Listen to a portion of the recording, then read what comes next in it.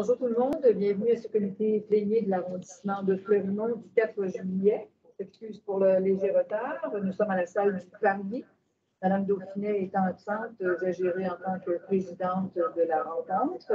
Donc, ouverture de la séance, adoption de l'avis de convocation, adoption de l'ordre du jour. Il n'y a rien à ajouter. Lecture et adoption du procès-verbal du 30 mai. Madame de Tarte-Lavoie, Madame Belrose-Savoulois. Parfait.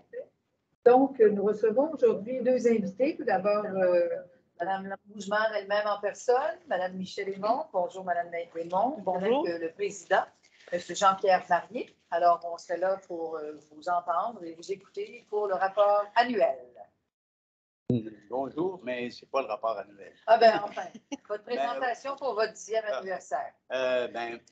Bonjour, merci beaucoup de nous recevoir. On veut vous parler de l'Ombudsman, évidemment. Madame Aymon a préparé un petit PowerPoint, puis une présentation. Je vais lui laisser la parole tout de suite.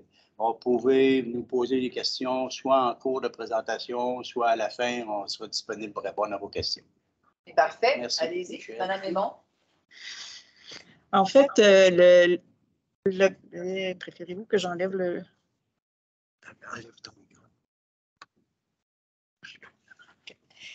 En fait, c'est ça, la rencontre d'aujourd'hui, c'est beaucoup pour vous donner un portrait de ce que fait l'Ombudsman. L'objectif, dans le fond, c'est que vous nous connaissiez mieux pour vous-même et pour les citoyens qui peuvent avoir besoin de nos services éventuellement. Alors, j'ai fait, oui, une présentation PowerPoint pour que ce soit plus facile à suivre et puis c'est un document qui peut vous rester comme référence après aussi. On va passer les caractéristiques générales des ombudsmans pour aller de plus en plus spécifique vers l'ombudsman municipal.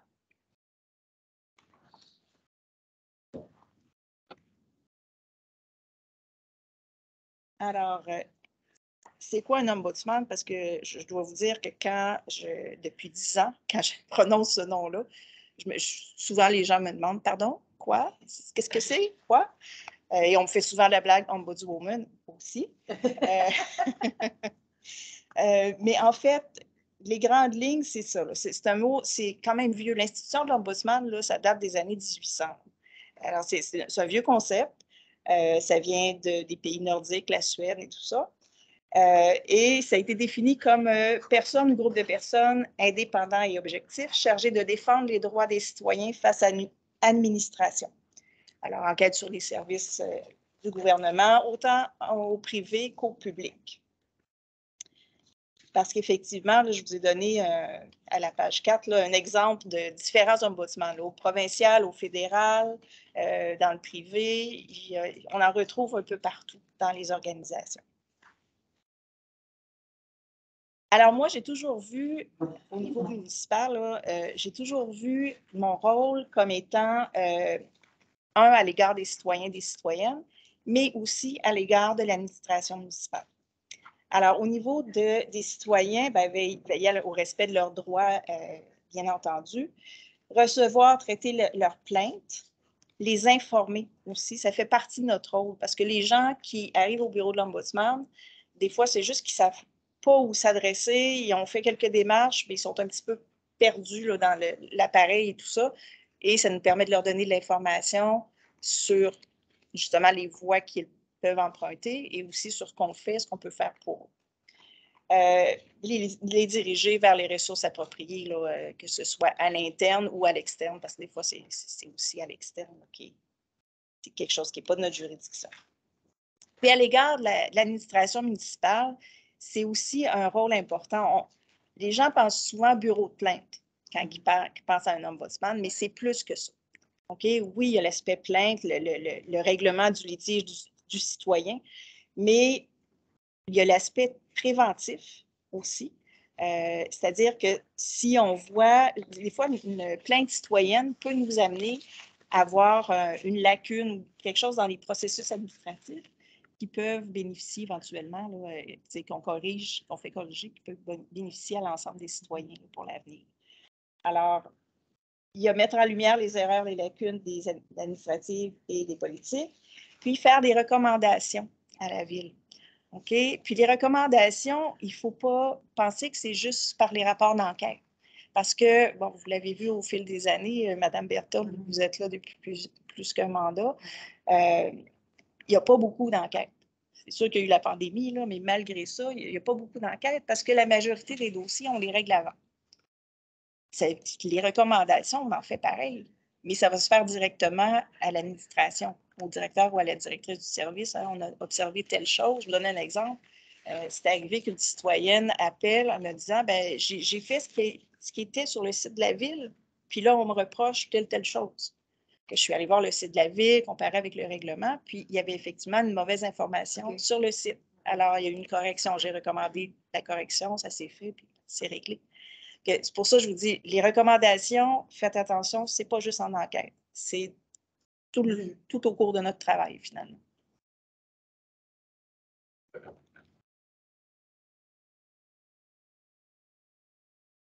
C'est sûr. Dans le fond, la diapositive 7, c'est ça. En cours d'analyse de la demande, puis lors d'une enquête formelle. Sur le rôle de l'Ombudsman, une définition que je trouvais intéressante, c'est celle de Marc-André Darde, qui, en passant, est le nouveau protecteur du citoyen du Québec depuis 2 mois à peu près, 2-3 mois. Alors, au-delà des réparations de préjudices individuels, les recommandations de l'Ombudsman municipal auront souvent un caractère préventif et plus systémique, de manière à éviter la récurrence des situations problématiques portées à son attention. L'action de l'Ombudsman municipal vise alors tant le respect des droits des citoyens que l'amélioration de la qualité des services publics. Oh, excusez, j'ai un peu trop vite. C'est un peu ce que je vous disais tout à l'heure, le caractère préventif. Petit peu d'histoire, comme je vous disais, ça remonte à 1809. C'est porte-parole de celui qui parle pour autrui. C'est au Canada depuis 57 ans. Le premier ombudsman canadien, c'était à l'Université Simon Fraser de Vancouver en 1965. Et en 1968, c'est l'ombudsman provincial, le protecteur du citoyen. Alors, on n'est pas les premiers. Au niveau municipal, le premier ombudsman municipal, c'est à Montréal. En 2003, ils ont été précurseurs parce qu'à ce moment-là, ça n'existait pas dans la loi. Ce n'était pas dans la loi sur les cités civiles. C'est venu par la suite. OK? Alors, ça a été intégré en 2006 dans la loi. Puis, entre-temps, il y a aussi Québec qui a parti son bureau d'ombudsman. Actuellement, il y en a 7. Je vous ai mis là, les noms et les dates. Montréal 2003, Québec 2004, Saguenay 2005, Gatineau 2006, Longueuil, Laval, Sherbrooke 2011. La particularité aussi, ce qu'il faut savoir, c'est que dans la loi sur les cités et villes, le chapitre qui parle des ombudsmans, il permet 2 formes d'ombudsman, deux modèles, si on veut. Alors, Montréal, Laval et Gatineau, ce sont des ombudsmans seuls qu'on appelle. Alors, c'est une personne. Je ne dis pas qu'il n'y a pas d'employés avec eux. Là, Montréal, ils sont une quinzaine de personnes. Mais tout repose sur une personne. L'autre modèle, c'est celui sous forme d'organisme, celui qui est à Sherbrooke aussi, et Québec, et bon, les autres villes. C'est-à-dire qu'on a des commissaires bénévoles qui travaillent avec nous. Qui sont là pour appuyer le bureau, pour faire les enquêtes et les recommandations lorsqu'il y a des enquêtes là, dans des dossiers.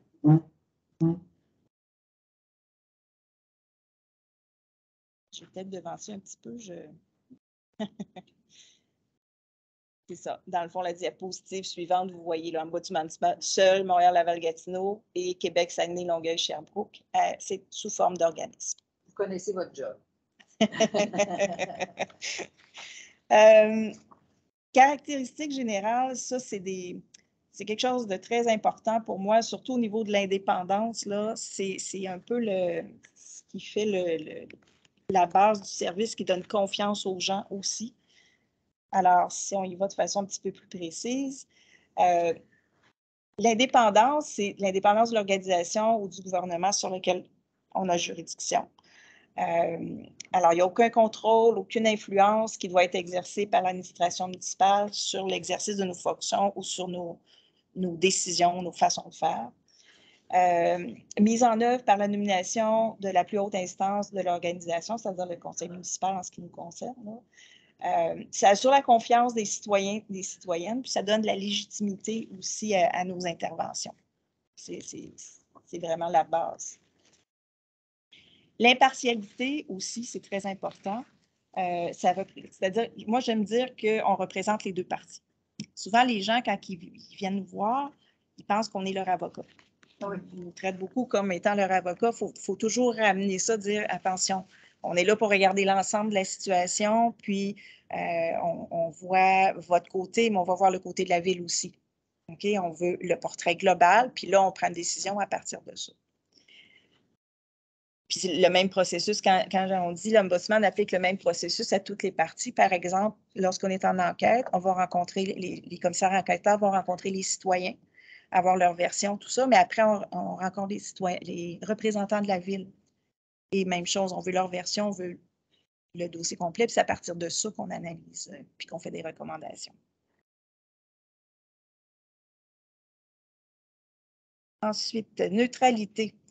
Alors, c'est, dans le fond, c'est une autre façon de dire que c'est apolitique, l'Ombudsman.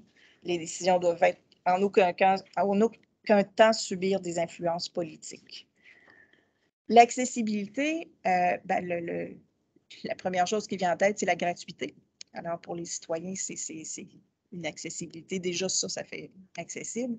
Mais quand vous parlez de neutralité, de teinte politique, ça n'empêche pas la conseillère de vous téléphoner et de prendre des renseignements à propos de cette démarche, mais vous êtes tenu à un certain secret professionnel. Donc, vous ne divulguez pas tout, mais quand vous parlez de neutralité apolitique, ce n'est pas le fait que le conseiller ou la conseillère ne peut pas entrer en contact avec vous. Pas du tout. Au contraire, on va voir tout à l'heure, effectivement, là, que c'est un travail de collaboration, je vous dirais, à tous les niveaux. Le fait aussi, c'est accessible pour les citoyens parce qu'il n'y a pas de procédure lourde et compliquée.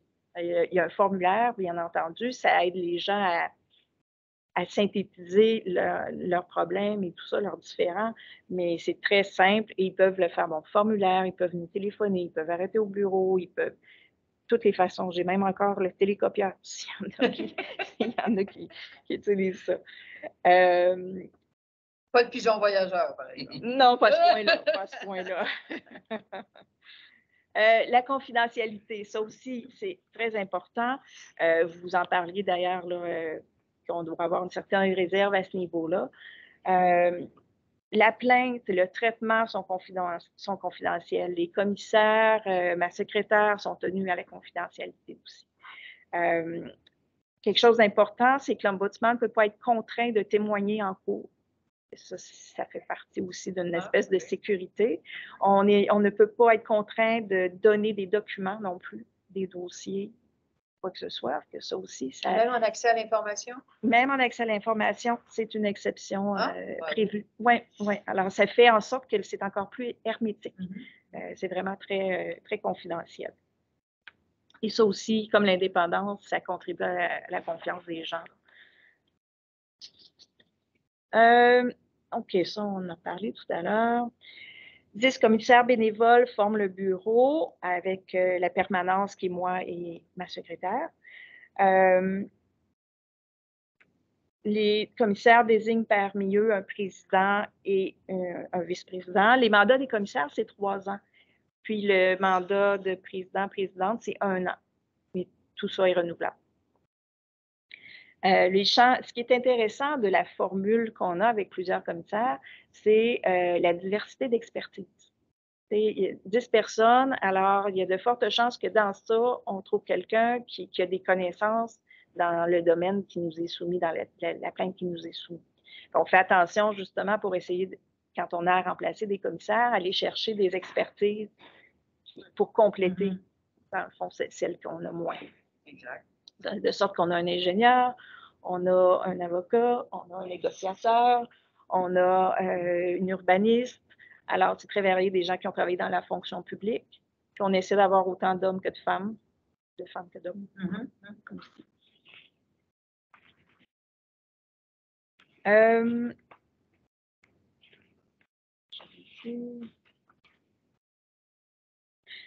Mon rôle à moi, comme secrétaire générale, je suis responsable de l'accueil du bureau, de l'accueil des plaintes. Je vérifie si elles entrent dans la juridiction de l'Ombudsman.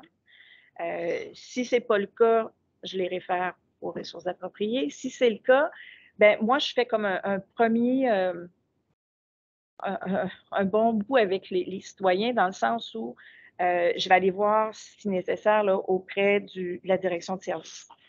C'est quoi leur position, c'est quoi qui s'est passé dans le dossier, puis tout ça, puis pourquoi ils prennent cette position-là. Des fois, juste à échanger, à négocier, tout ça, on réussit à trouver un terrain d'entente qui va être satisfaisant pour tout le monde, citoyens et ville. Ça, c'est l'objectif premier. Si jamais ça ne fonctionne pas, que la ville, l'administration municipale nous dit non, notre posture, c'est ça, notre position, puis on la garde comme ça, on est convaincu de notre affaire, mais que de notre côté, avec ce que les citoyens nous amènent, on dit peut-être qu'il y aurait lieu d'aller un peu plus loin dans le dossier, bien, c'est là qu'on va passer par le président, la présidente, qui va nommer 3 personnes, des commissaires, celles qui ont les compétences. Ou enfin, on pense, oui. C'est ça, les plus appropriées. Puis là, à ce moment-là, le processus reprend un peu dans le sens que les commissaires, moi, je leur transmets le dossier. Et là, ils rencontrent à nouveau les citoyens, les gens de la ville, analysent la situation et font le rapport d'enquête avec des recommandations nécessaires. Le rapport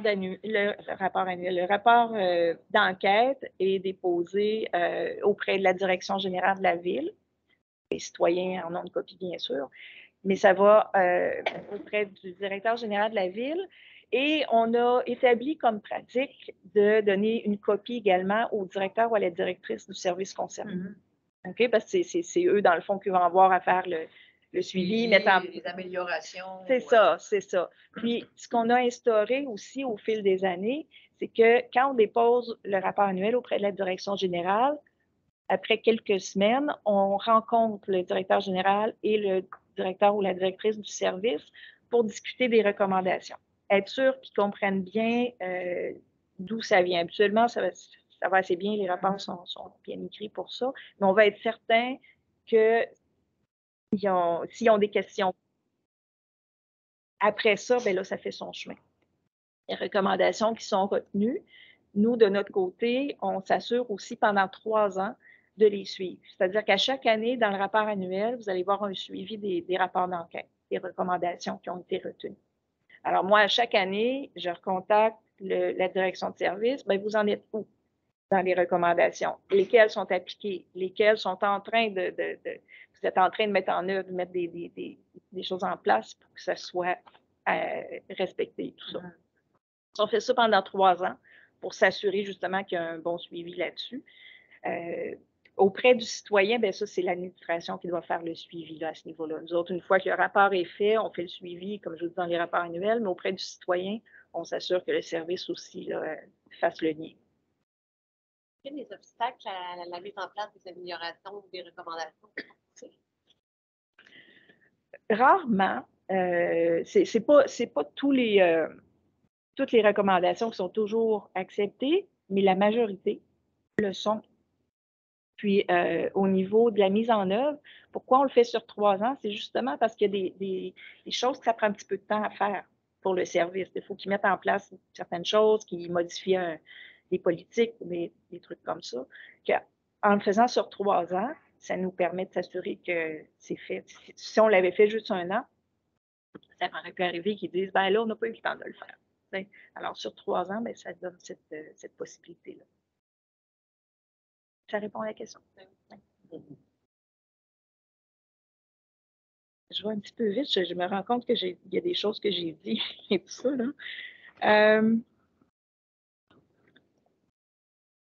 OK, ça, je vous en ai parlé. Quand je vous ai dit tout à l'heure, une des choses que l'Ombudsman fait, c'est d'intervenir et d'enquêter lorsqu'on a des motifs raisonnables de croire que la personne est lésée. C'est quoi les motifs raisonnables? Bien, dans la Constitution de l'Ombudsman, c'est défini. C'est, par exemple, la ville ou son représentant agit de façon déraisonnable, injuste, abusive ou discriminatoire, manqué à son devoir ou fait preuve d'inconduite ou de négligence. Dans l'exercice d'un pouvoir discrétionnaire, a agi dans un but injuste en se fondant sur des motifs non pertinents ou n'en motivant pas l'exercice lorsqu'il devait le faire. Pardon. Oui. Ben, en fait, quand que vous êtes en enquête, justement, là, tu sais, des fois, les citoyens, ils essayent de toutes sortes de portes. Fait que là, ils peuvent nous appeler, puis tu sais, ben, j'ai déjà appelé l'ombudsman, puis il y a un dossier ouvert. À ce moment-là, comment nous, est-ce qu'on doit un peu sortir en disant, ben, tu sais, l'enquête est en train de se faire, puis ça, ou nous aussi, il faut qu'on aille poser des questions? C'est comment qu'on agit quand on sait qu'il y a déjà un dossier ouvert à l'ombudsman? Ben, je vous dirais que quand un dossier est déjà ouvert à l'ombudsman, nous autres, l'enquête, si on parle d'enquête, l'enquête est partie, puis on la continue, peu importe.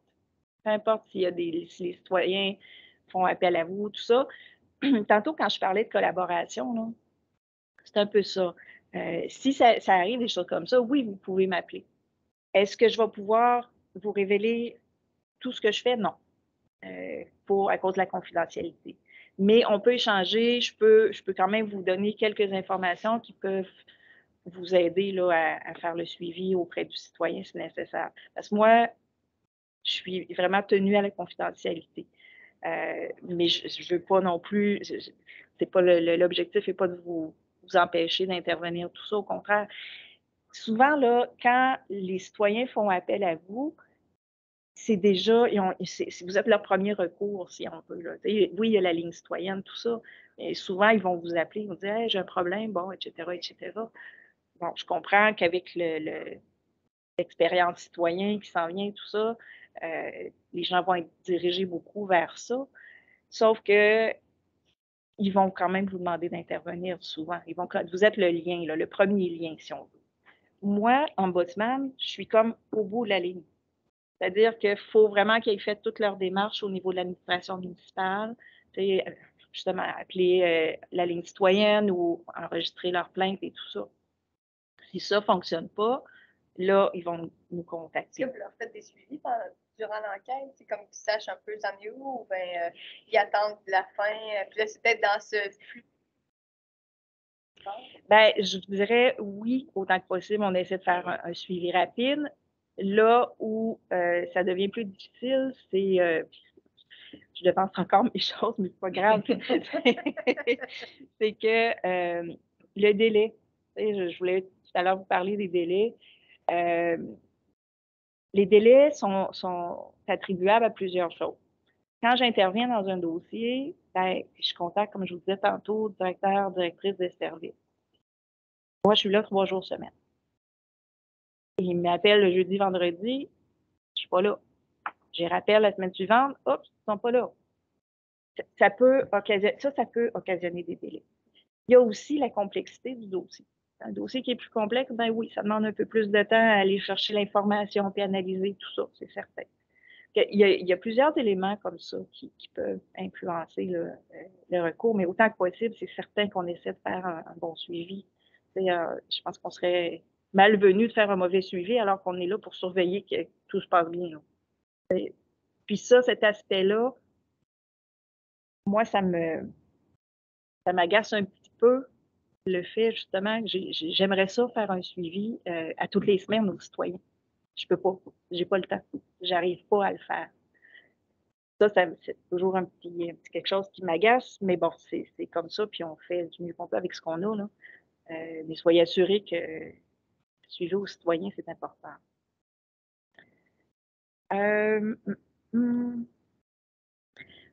Chose aussi dans la page 22, mandat et pouvoir. Bureau de l'Ombudsman peut enquêter à la demande de.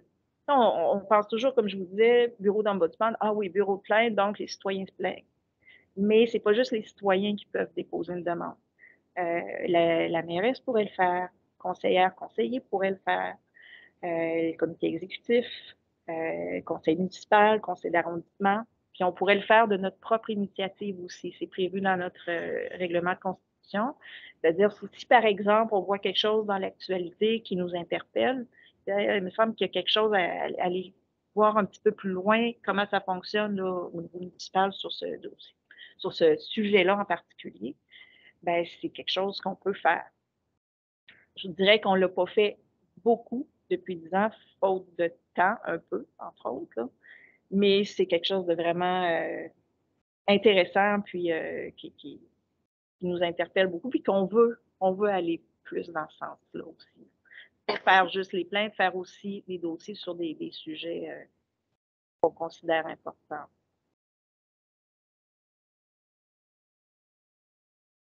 Bon, dernier recours, je vous en ai parlé tout à l'heure. Limite du mandat. Le bureau de l'Ombudsman ne peut pas enquêter sur des décisions du conseil municipal, bien sûr, comité exécutif, conseil d'arrondissement, comité ou commission. De toute personne, dans le cadre de si c'est des relations de travail, on n'intervient pas non plus. Agent de la paix, service de police, on n'enquête pas là-dessus. Dans le fond, ça arrive que des gens, des citoyens qui se plaignent ont reçu des constats, bon, etc. On les dirige, bon, soit vers la cour municipale, quand c'est des constats ou soit, si c'est une question de déontologie policière, ben, il y a le commissaire à la déontologie. On n'enquête pas non plus sur les décisions du vérificateur général, d'un tribunal ou d'un organisme qui agit comme un tribunal, si on veut. Là. Ça arrive de temps à autre, des citoyens qui ont une décision puis ils ne sont pas satisfaits, ils viennent nous voir, mais on n'est pas un appel d'un tribunal. Le bureau ne peut pas enquêter non plus sur un différend privé entre citoyens. Ça, c'est arrivé aussi qu'on était contacté par des citoyens, puis c'était des chicanes de voisinage ou des. C'est ça. Alors, on les réfère. Il y a des organismes de médiation citoyenne. Alors, on les réfère là ou autres si nécessaire. Là. On n'a pas juridiction là-dessus. Puis, on peut refuser d'enquêter aussi si jamais ça nous paraît de façon assez flagrante là, que c'est abusif. Là. On pourrait dire non, on ne se prononce pas là-dessus. Ça, je vous en ai parlé tout à l'heure, la façon de nous rejoindre. Exactement. Même les plus anciens. Sauf le pigeon voyageur. Sauf le pigeon voyageur. Alors, la procédure, bon, comme je vous disais, premièrement, est-ce que c'est recevable? Oui, on procède à analyse, intervention, tout ça. Non, on réfère à une ressource appropriée. Et d'ailleurs, si les gens vont voir sur notre site Internet, on a mis des liens à des ressources, d'autres ressources qui pourraient les aider, par exemple, tribunal administratif du logement, bon, un paquet de ressources là, pour les aiguiller. Alors, mon travail, quand c'est recevable, comme je disais, qu'il y a de l'information, recherche de solutions satisfaisantes, négociation, médiation, recommandation à l'administration, puis parfois, c'est une solution administrative d'emblée.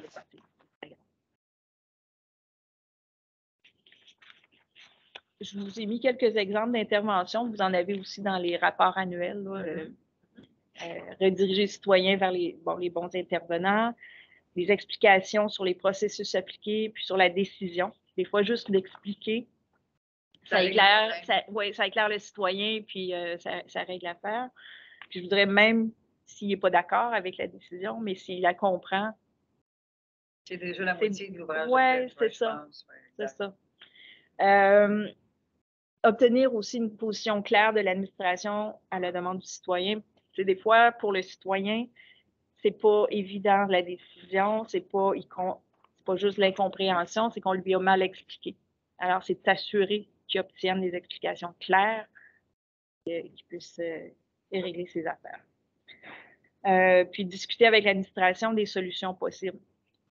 Des fois aussi, c'est juste en discutant, on ouvre un peu plus là, les possibilités. Oui. Puis, on fait penser à des choses. On dit, ben, avez-vous pensé telle situation pourrait se produire avec ça? Bon, non. Puis bon, là, d'eux-mêmes, des fois, les directeurs et les directrices disent, oui, c'est vrai, on va pouvoir ajouter telle chose ou modifier telle chose, puis ça va régler, ça va empêcher des... Est-ce que justement, les services, quelquefois, sont réticents face à cette ouverture de dialogue, de compréhension entre le citoyen et les services, entre, quand vous vous rencontrez pour échanger, à un moment donné, ça prend la collaboration des deux côtés. Là. Effectivement, ça prend la collaboration de tout le monde. Je dirais que de façon générale, ça va assez bien. Je pense que le bureau a su faire sa place là, auprès de l'administration. C'est sûr qu'il y a des changements Oui. continuels, là, mais quand il y a un changement au niveau de l'administration, je parle de direction de service, par exemple, ben on s'assure de faire un contact, puis présenter un petit peu ce qu'on fait, puis tout ça. Puis les gens sont assez collaborateurs, assez ouverts et tout ça. Je dirais que des fois, il y a des délais, un peu. Tout le monde est occupé, tout le monde travaille fort, tout ça. Des fois, il y a des délais un peu, mais je reviens à la charge. OK. Mais est-ce que vous avez un pouvoir de réprimande ou de sanction? Non. Non. Pas du tout. Pas du tout. Pouvoir de recommandation. OK. Oui, ouais. Aucun pouvoir décisionnel ou OK. de réprimande. Et là, c'est ça. Les défaut de solution administrative, c'est l'enquête des commissaires. Et les commissaires peuvent entendre des témoins, les citoyens, la ville, et même, ça pourrait même être. Jusqu'à maintenant, comme on a des expertises variées autour de la table, on n'a pas eu à engager un expert ingénieur, par exemple, ou un expert en droit ou quelque chose comme ça. Et vous pourriez. Mais ça pourrait arriver. Actuellement, on a pu faire éclaircir les points avec les gens qui sont autour de la table, mais ça pourrait arriver. Puis j'ai des collègues qui le font régulièrement, là, d'engager un avocat, d'engager un ingénieur, un urbaniste. Bon, Et à ce moment-là, c'est à même votre budget? à même notre budget. Ah oui, c'est ça. Ça peut être serré à un moment donné. Effectivement. Si jamais, Ah, présentement, c'est impossible. Ben, c'est Si ce on que je avait comprends. besoin de ça demain matin, on ne pourrait pas. Là. Pourriez, mais on gère. À moins d'une demande spéciale. Oui, c'est ça. Ouais. Vous pourriez vous présenter au comité exécutif et demander que vous êtes dans l'obligation de considérer et que vous auriez besoin d'un budget supplémentaire. Exact. Voilà, ce serait votre décision. Ouais. Parce qu'au niveau budgétaire, il y a autour de 8 000 C'est prévu pour ça? pour l'administration du bureau. Pour tout, là. Pour tout. C'est ça. Il y a le salaire de la secrétaire générale, puis il y a le 7 000 à 8 000 pour autour de. Pour les effaces, puis les trombones, puis Exact. les enveloppes et les papiers. On va vous revenir bientôt. Oui, j'imagine. C'est au moins 2 fois qu'on l'annonce. Non, mais c'est bien, vous en avez 2 du comité exécutif. Là. On entend. On va revenir bientôt avec ça parce que juste passer une petite annonce pour chercher des commissaires bénévoles, ça crève notre budget. Là, ça coûte 1 000 juste pour faire paraître une petite annonce. Fait, comme on a 8 000 de budget, mais non, on exact. peut même. Exact. OK, poursuis. Je sais que vous aimeriez avoir la bonne nouvelle aujourd'hui, mais vous l'aurez. Oh, non. Ça t'attendait pas à ça non plus. Là. C'est pas ça le but de la rencontre. Non, je sais. Bon, si je reviens aux recommandations, je suis à la page 32. Les commissaires peuvent recommander toutes les mesures qui leur semblent appropriées. L'Ombudsman peut demander à la Direction générale de faire un suivi des recommandations dans un délai déterminé. Le bureau fait un suivi, bon, ça j'en ai parlé tout à l'heure, le rapport annuel. Quand on dit peuvent recommander toutes les mesures qui leur semblent appropriées, on porte toujours une attention particulière aux recommandations qu'on fait dans le sens, est-ce que c'est faisable? Est-ce que ça nous paraît réaliste, faisable, mesurable? Bon, on essaie de vraiment là, faire des recommandations là, qui se réaliseront jamais. Qui se réaliseront jamais. Là. On essaie d'être proche de la réalité, puis voir. Puis d'ailleurs, quand on rencontre la ville, parfois on va chercher ces informations-là. Est-ce que c'est faisable de faire telle chose? Est-ce que c'est réaliste? Puis déjà, ça nous donne une bonne idée. Là, exact. Madame, je vous donnerai 5 minutes encore? Oui, parfait. Possible? Regardez, ce que je vais faire à ce moment-là, c'est que je vais me rendre.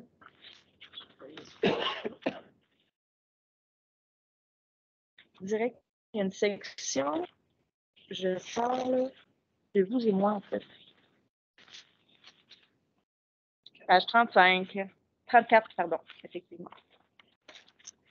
Élu et ombudsman. Allez-y, on vous entend.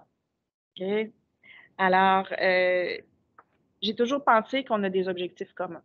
C'est d'assurer que les citoyens ont des bons services et que la ville écoute bien ses citoyens. Que ça, c'est commun à nous deux. Est-ce que vous pouvez parler à l'ombudsman? Oui. Comme je disais tantôt, je ne peux pas tout vous raconter, tout vous dire, mais ma porte est ouverte, appelez-moi, il n'y a aucun problème là-dessus.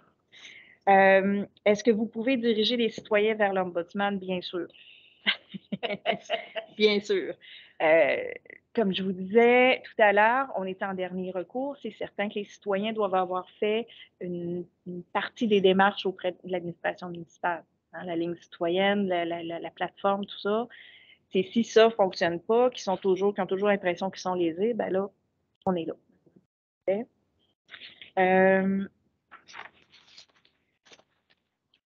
Est-ce que vous allez avoir un suivi de l'Ombudsman? Si vous me référez à un dossier, est-ce que je vais pouvoir vous dire, ben, on est rendu là, ou on s'en va en enquête, ou non, je ne pourrai pas vous le dire. C'est pas par manque de considération à votre égard, mais pas du tout. C'est simplement à cause de la confidentialité, puis c'est vraiment important pour nous, pour que les citoyens continuent de faire confiance. OK? Et ça, c'est certain.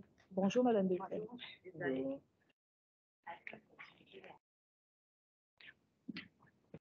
Alors, c'est ça. Là où vous pourrez avoir, bon, je vous donnerai un minimum d'informations, c'est bien entendu, là, pour que vous sachiez un petit peu quand même à quoi vous en tenir, mais sans briser la confidentialité du dossier. Là où vous pouvez avoir des informations, c'est si le dossier va en enquête, c'est sûr qu'il va se retrouver dans le rapport annuel à un moment donné pour le suivi des recommandations. Alors, là, vous pourrez avoir de l'information. Le citoyen peut vous parler aussi, là. Moi, je ne vous donnerai pas d'informations, mais si le citoyen décide, ben moi, j'ai beaucoup confiance, puis je veux lui dire ce qui se passe, tout ça, ça lui appartient. Mais ça ne viendra pas du bureau de l'Ombudsman. Les délais, bien, on en a parlé tout à l'heure, là, que ça dépend de plusieurs facteurs, notamment du fait du temps partiel. Je pense que ça fait pas mal le tour. Ça fait pas mal le tour. Si vous avez des questions. Avez-vous d'autres questions qui n'ont pas été abordées lors de la présentation? Mais en fait, moi, quand vous ai dit à l'ordre du jour, je me disais peut-être qu'il y a des recommandations qui sont plus précises aux arrondissements ou s'il y avait des choses à améliorer le travail du point de vue de l'arrondi. Je me demandais en fait, parce que vous êtes venu nous voir au conseil municipal, fait que là, pour présenter le rapport. Fait que je me demandais s'il y avait des choses plus spécifiques. Là, Non, en fait, honnêtement, j'ai refusé de vous faire cette présentation-là au conseil municipal pour la faire dans le cadre d'une tournée des arrondissements parce que je trouve c'est plus facile d'échanger puis d'avoir ce temps-là. Alors qu'en grand groupe, ben souvent c'est plus limité dans le temps, puis c'est avec le rapport annuel en plus.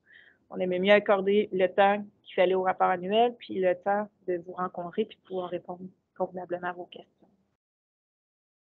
C'était plus pour vous présenter un peu notre rôle, qu'est-ce qu'on peut faire. Exactement. Exactement. Comment on peut collaborer. Exactement. C'est ce qu'on avait fait aussi il y a 4 ans avec le conseil municipal de l'époque. Et compte tenu qu'il y a beaucoup de nouveaux visages au conseil présentement, on a pensé que c'est une bonne idée de refaire le tour, de venir vous voir pour décrire notre organisation.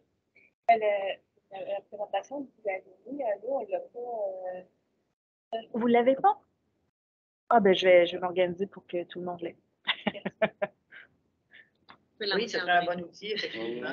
Vous vouliez la présenter dans un premier temps, je pense. Oui, mais je veux qu'elle soit accessible Oui, par la suite. Là. Oui. Oui. Excellent. Parfait. Alors, c'est ce qui met un terme à votre participation aujourd'hui. Merci beaucoup. Merci de votre écoute. Merci. Nous, il nous reste un point, le 5.1.1 pour adoption, requête en circulation, analyse et recommandation du service des infrastructures urbaines.